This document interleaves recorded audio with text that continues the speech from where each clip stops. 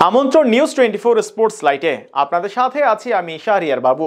চলুন দর্শক জেনে নেই পরবর্তী ম্যাচের জন্য কেমন একাদশ নিয়ে মাঠে নামবে বাংলাদেশ। বিস্তারিত রিপোর্টের বাকি অংশে।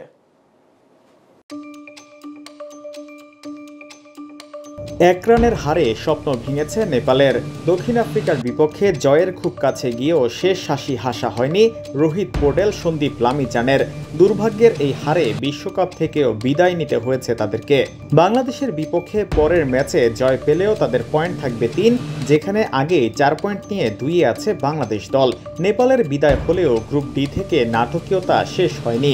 বিদায় নিয়ে নেপাল হয়েছে শ্রীলঙ্কার সঙ্গী, আর দক্ষিণ আফ্রিকা আগেই গিয়েছে সুপার 8-এ। এবার সুপার 8-এ D2 স্পটের জন্য লড়াই আছে বাংলাদেশ এবং নেদারল্যান্ডস। আগামী 17 তারিখ ভোরে নিষ্পত্তি হবে কারা যাচ্ছে শেষ 8-এ। ধরা চলে বাংলাদেশে যেদিন ঈদ সেই দিন হবে টাইগারদের সুপার 8 নিশ্চিত। আর তাই আগামী 17 জুন বাংলাদেশ সময় ভোর 5:30টায় নেপালের বিপক্ষে মাঠে নামবে টিম টাইগার্স। তবে কেমন হবে শেষ ম্যাচে বাংলাদেশের সেরা একাদশ? দলে কি আসবে কোনো বড় পরিবর্তন? এখন অবধি সুপার 8-এ বাংলাদেশ খেলেছে একবার, আর এবার নেপালকে হারিয়ে দ্বিতীয়বারের মতো সুপার 8-এ যাবে সাকিব শান্তরা। তবে কি পারবে বাংলাদেশ সুপার 8-এ উঠতে? আর তাই তো শেষ ম্যাচে জয়ের বিকল্প নেই বাংলাদেশের সামনে, যে জন্য দলে আসবে পরিবর্তন। তবে কেমন হচ্ছে নেপালের বিপক্ষে বাংলাদেশের একাদশ, চলুন সেটাই জেনে নেওয়া যাক। টানা ব্যর্থতার মধ্য দিয়ে যাচ্ছে বাংলাদেশের টপ অর্ডার, যেখানে সবার আগে নজর পড়ে ওপেনিং পজিশনে।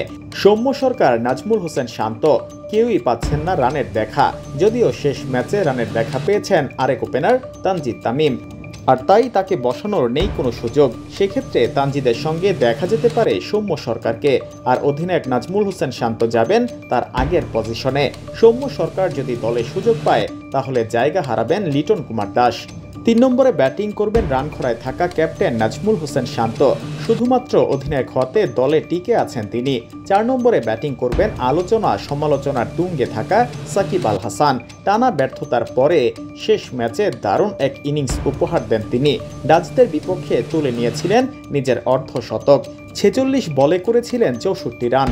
5 নম্বরে ব্যাটিং করবেন এই সময়ে সেরা ব্যাটার তাওহিদ হৃদয়, যদিও শেষ ম্যাচে নেদারল্যান্ডসের বিপক্ষে সুবিধা করতে পারেননি তিনি।